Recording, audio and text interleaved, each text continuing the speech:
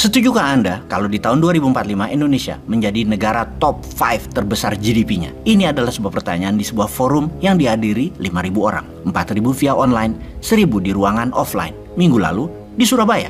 Jawaban saya adalah tidak mungkin Indonesia bisa menjadi negara 5 besar di tahun 2045 kalau mengelola negaranya seperti sekarang ini. Karena untuk menjadi top 5 dunia itu bagaikan ikut kompetisi Liga Champion. Maka di lapangan kita harus melihat siapa pelatihnya, siapa penyerangnya, siapa backnya, siapa gelandangnya, siapa kipernya, dan apa strateginya menghadapi lawan yang pakai formasi 4-3-2-1 yang otoriter, lawan formasi 4-4-2 yang kuat bertahan dan jago menyerang, atau formasi menyerang lawan kita 4-2-4. Untuk itu, semuanya mana dan apa strategi Indonesia? Pemainnya saat ini, ya kalau dilihat, maaf ngomong nih ya kayak Liga Tarkam, Liga antar kampung.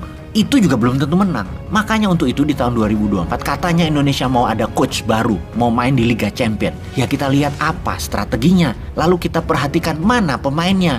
Jadi juara nggak nanti Indonesia bisa kebaca dari awal pastinya. Sungguh, kalau kita mau jujur pada diri sendiri, zaman reformasi yang telah 25 tahun berjalan, jalan doang loh ya, nggak lari apalagi terbang. Ada 5 presiden sudah menjalani zaman reformasi, masih belum maksimum hasil bernegaranya. Oke, ada baiknya Indonesia membandingkan dalam periode yang sama pejabat yang berkuasa antara tahun 2014 sampai tahun 2021 di negara lain, di mana sama-sama kena masalah COVID, sama-sama kena efek perang di Ukraina, sama-sama kena efek naiknya harga BBM. Kita bandingkan dengan Narendra Modi, Perdana Menteri India, di mana ketika dia menjabat, GDP nasional India di tahun 2014 adalah sekitar 2 triliun dolar. Dan di tahun 2021 meningkat menjadi 3,2 triliun dolar. Tiongkok di bawah Xi Jinping di tahun 2013 GDP-nya sekitar 9 triliun dolar. Di tahun 2021 menjadi 18 triliun dolar. Indonesia di tahun 2014 kira-kira 900 billion dolar. Menjadi 1,1 triliun dolar di tahun 2021 atau hanya naik 20% dalam 8 tahun.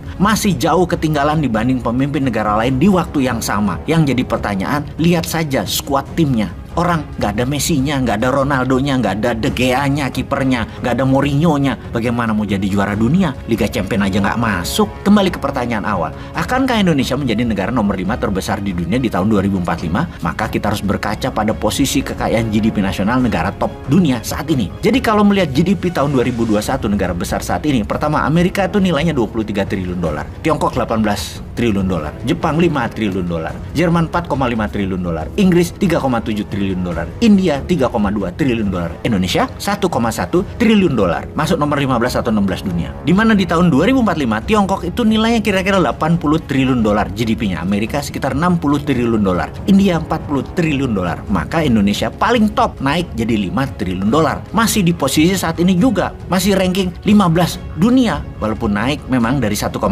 ke 5 triliun, naik bener 400% dalam 22 tahun. Tapi menjadi top 5 yang gak masuk. Indonesia harus tumbuh rata-rata 20% dalam 20 tahun ke depan, stabil. Baru Indonesia bisa jadi negara nomor 1 GDP-nya di tahun 2045 seperti maunya Newmind. Kalau top 5, Indonesia harus tumbuh double digit di atas 10% per tahun. Dan mulai kapan? Mulai tahun ini 2022. Dan Bosman dengan PD-nya menjawab selanjutnya setelah pertanyaan tidak mungkin Indonesia masuk top 5 di tahun 2045, yaitu beda kalau Newmind yang dapat mandat. Beda, bukan hanya masuk 5 besar tapi nomor 1 country in the world GDP-nya. Langkah kita pertama apa untuk membuat itu semua? Kita membuat rupiah menguat dulu. Bagaimana caranya? Pertama kita petakan kemana dolar keluar setiap harinya. Beli BBM, kemudian beli pupuk, beli pangan, beli bahan baku produksi, kemudian impor barang, dagangan konsumtif, dan lain sebagainya. Untuk itu semua mungkin 99%-nya bayar pakai dolar. Jadi kita mulai dari BBM supaya dolar tidak keluar untuk BBM. Bagaimana kita tidak impor BBM lagi? Nah, ini kita membangun yang namanya nation strategi. Strategi nasional 10 tahun ke depan dalam bidang ketahanan energi. Kalau saat ini lucu, kita kurang memiliki oil refinery pemurnian minyak yang bahan mentahnya impor. Otaknya impor terus kali ya. Hebatnya lagi, nggak dibangun kilang minyak yang kapasitasnya memadai.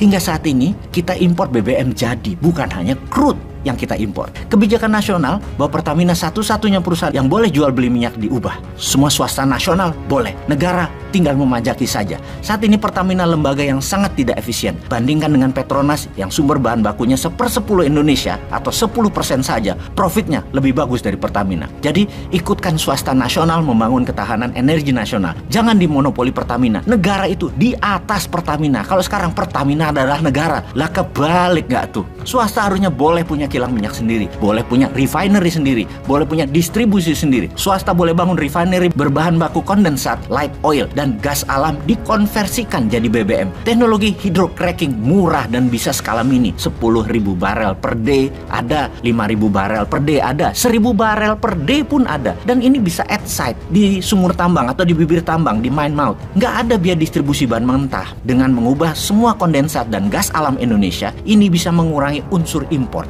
Mungkin dari 800.000 barel per hari impor, jadi tinggal 200.000 barel per hari importnya. Strategi ini mungkin tidak menghasilkan dolar, tapi strategi ini mereplace, menggantikan impor. Pengaruhnya besar banget dalam fluktuasi mata uang karena mendadak demand beli dolar berkurang. Sekarang kebutuhan dolar malah negara sendiri yang beli. Lalu lucu, intervensi jual dolar di pasar, tapi besoknya dibeli lagi oleh negara untuk dana impor. Wes, wapok mau kapan? Jal.